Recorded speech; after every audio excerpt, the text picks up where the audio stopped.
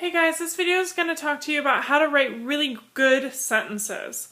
So we do have an interactive notebook sample. Mine's not glued in because I want to move around the pieces, but I do want you to glue yours in. You should have a cover page, and I already cut mine. Poor subject superhero got cut in half, okay? So you should have a page that looks like this. You also have a sentence page and just a little title page. So what happens with this is you need to glue this down first. So it says glue this section only, and you're going to go ahead, put some glue on here, glue that down to your page first. Okay, then this part just you glue on the sides again, just like you did with the first one. Okay, and then you're just going to glue them so it kind of becomes like a little shutter on a house. So you can flap those open, flap those shut. You may want to wait till the very end because we're going to be writing on these sentences, but it's completely up to you. So just keep in mind that this is going in your grammar interactive notebook and your writing interactive notebook. It can go right on that first page there too. Okay? So let's talk a little bit. What makes a good sentence? So I have three superheroes to kind of remind you the three things that we definitely need. We need a describer, or we could call that word an adjective. We need a subject, and we need a vivid verb. So that means a verb that's very well explained. Okay? So I'm going to give you some examples, and I want you to highlight these, circle these with a pencil, however you want to do it. So we're going to be looking for those things. I'll leave this here.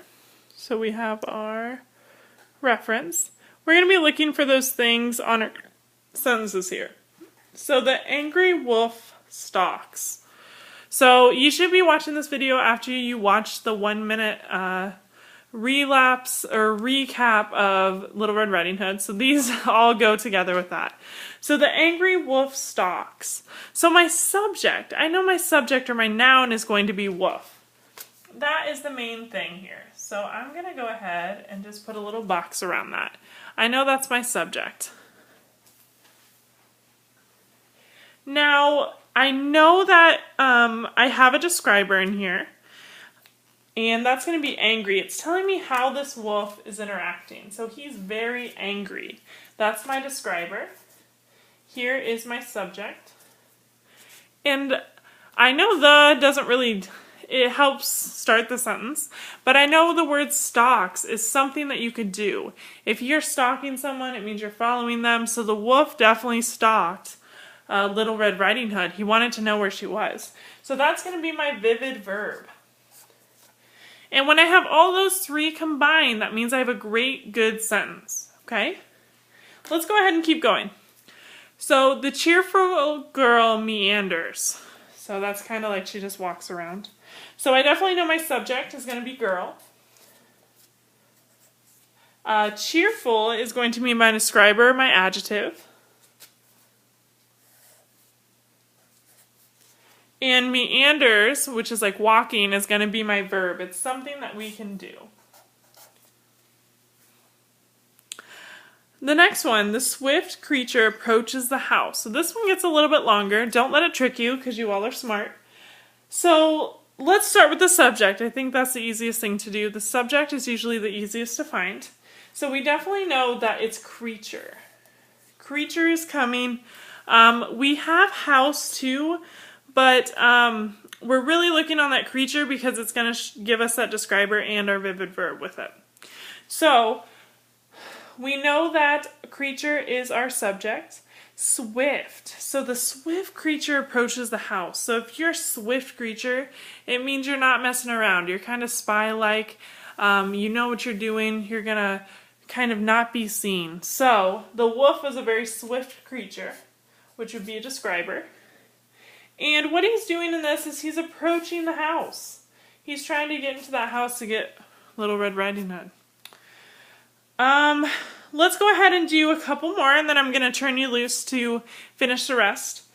Sharp teeth devour grandmother. So shorter sentence, but still jam-packed full of describers, subjects, and vivid verbs.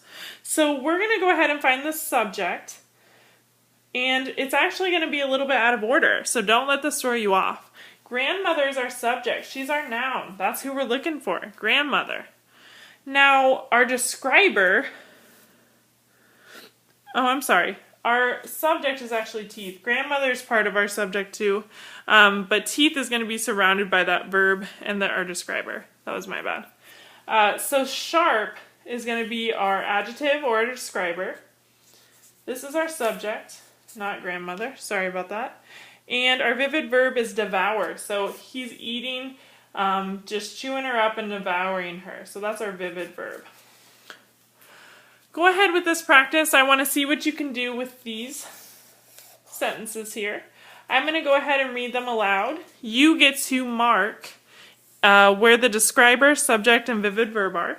So I will go ahead and finish the video reading these aloud. I will not give you the answers, however, because I want you to try this on your own. So go ahead, pause the video, rewind it if you need to, whatever you need to do so you can hear these out loud, and you go ahead and label those. So the strange grandmother pleads. The evil wolf plots. The naive girl approaches the wolf. So the very innocent, naive, doesn't know what's going on really. The hungry wolf swallows the girl. The helpful woodsman murders the wolf. And the relieved grandmother embraces or hugs her grandmother.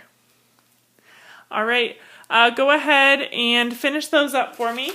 Once you have those finished, and remember yours should be glued, you can leave that open and we're going to do some more work with describers or adjectives. So, just because I know we may have some Sonic fans out there, I just want to talk a little bit about adjectives. So we're describing when we're using adjectives. So, if I was talking about my friend Sonic, some adjectives I could say about him were he's fast, he's blue, he's got red and white shoes, maybe he's a good friend, I don't know him that well.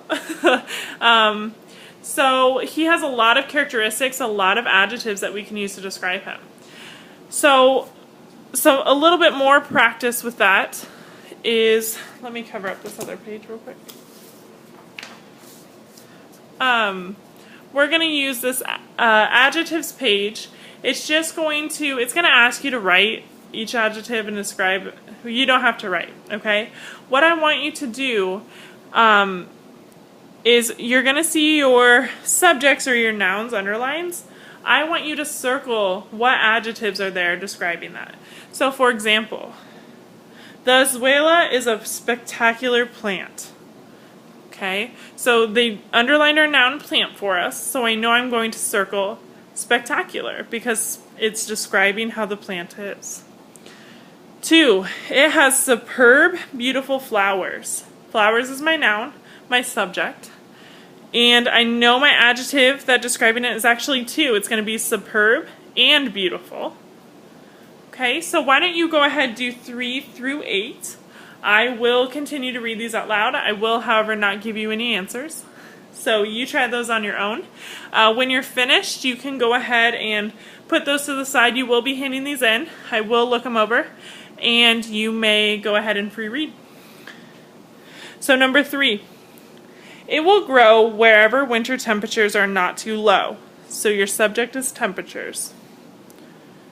There are many different types of azaleas. Types is your noun or your subject. You can find azaleas with red, pink, violet, or white flowers. Flowers is your noun. Azaleas do best in spongy, acid soil. Soil is your subject. 7. They should be fed 3 or 4 times between the end of the flowering season and September. So we have 2 here, times and season. So what adjectives would be with those nouns? And finally, bright, colorful flowers make the azalea a special plant. Plant is your noun. I hope this video helped you understand how to write good sentences and a little bit on adjectives. So remember, go ahead and make sure I see both of those things that you finished in this video. And happy writing!